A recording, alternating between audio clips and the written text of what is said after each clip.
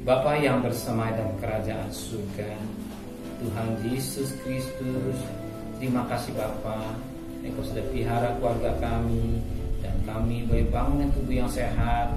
Dan saat ini kami adakan mesbah keluarga, mesbah pribadi.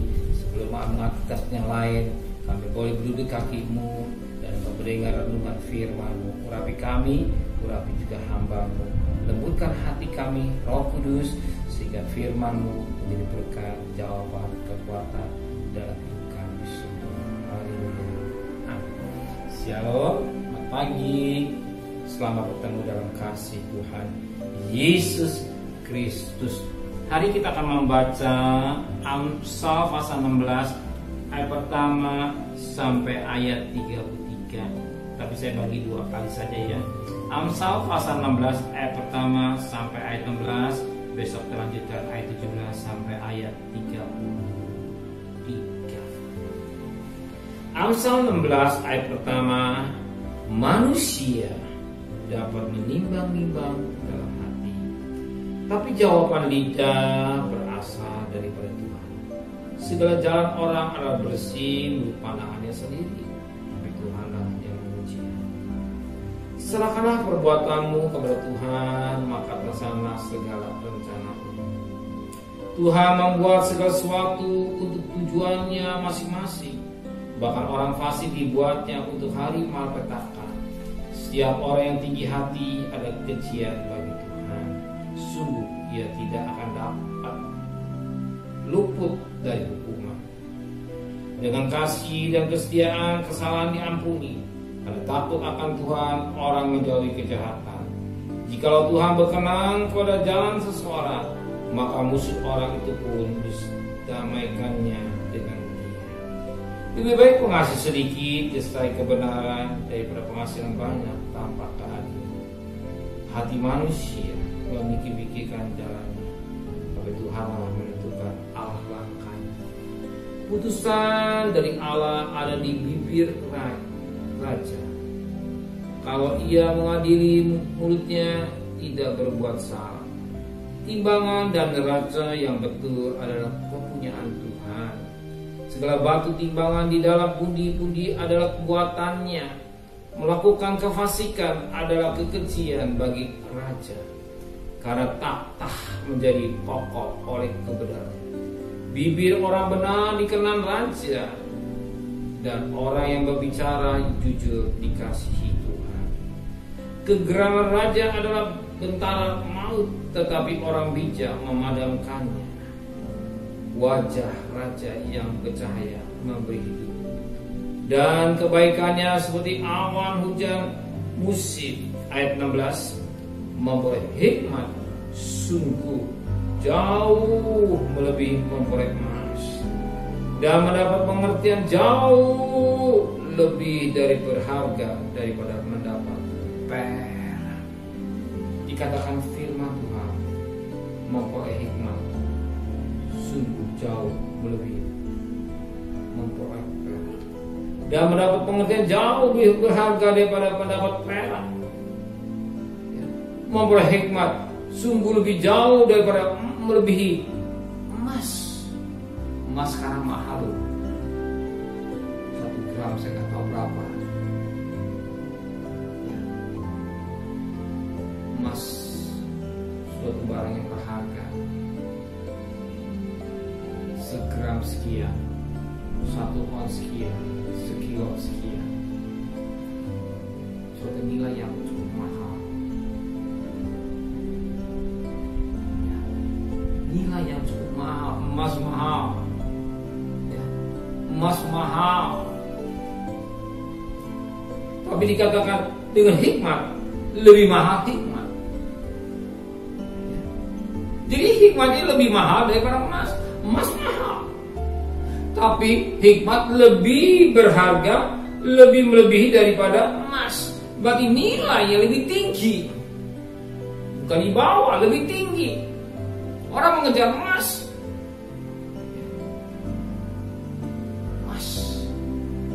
tapi dengan hikmat jauh.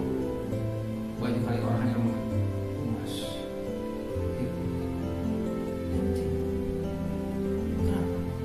kita butuh hikmat. Hikmat penting, sungguh jauh lebih daripada emas.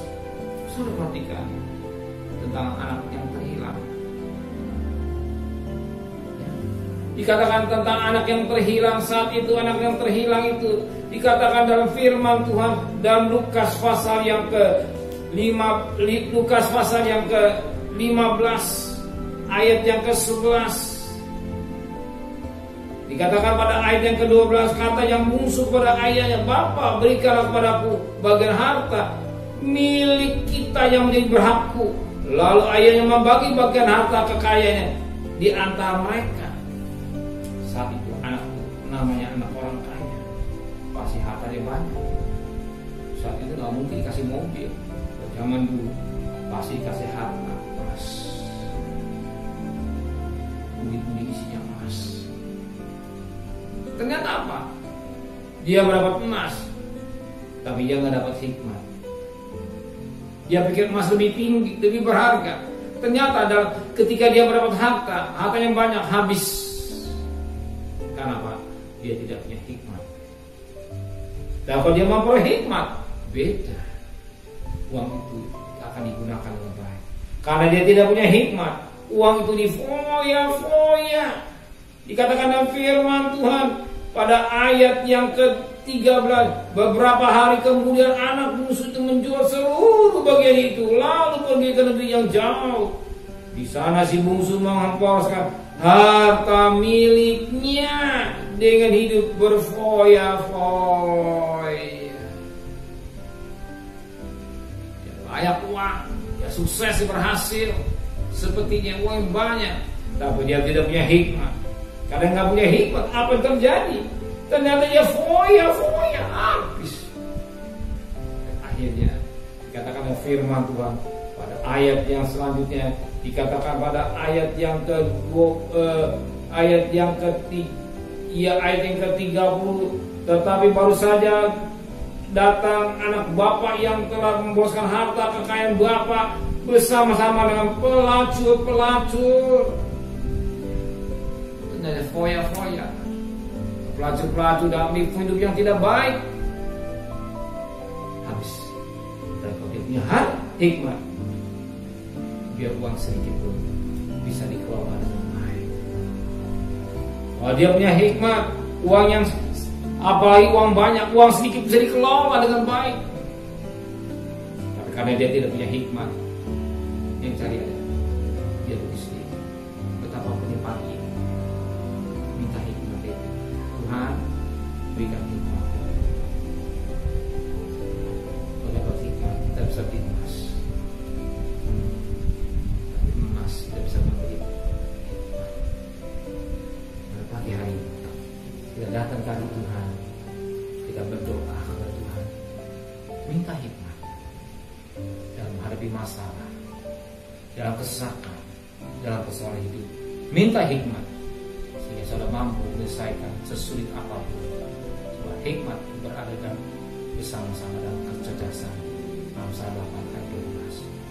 Amin. Bapa di surga, benar Tuhan memperoleh hikmat lebih daripada emas. Pada pagi hari ini Engkau tahu anak-anakmu yang sakit di kakimu, yang sebentar dia akan bekerja, sebentar dia akan berdagang, sebentar mungkin dia ada pelayanan dan apa. Mungkin hari dia sedang hubungan yang cukup berat, mungkin ada masalah yang sulit bagi dia. Tapi berikan hikmat buat yang dari surga, sehingga dia bisa mampu menyelesaikan persoalan yang sulit, bisa menyelesaikan masalah yang sukar, dia bisa menyelesaikan dalam kesesakan ini. Istilahnya kalau dia berdagang, dia bisa dengan hikmat yang dari Tuhan, dia bisa menghasilkan segala menjadi kebutuhan yang mereka. Berkati anak-anak yang sudah berdagang, bekerja, baik di rumah maupun di jalan keliling atau di keliling, hidup sinar puasa dan jangan satu pribadi terpapar visual. Engkau lindungi, bungkus sekali lagi kuasa darahmu dan bawa rezeki sore atau siang dengan keluarganya dalam keadaan kita sehat walafiat, jangan ada kluster dan keluarga. Hanya kepada Tuhan kami berharap hanya kepada Tuhan kami mohon perlindungan Tuhan.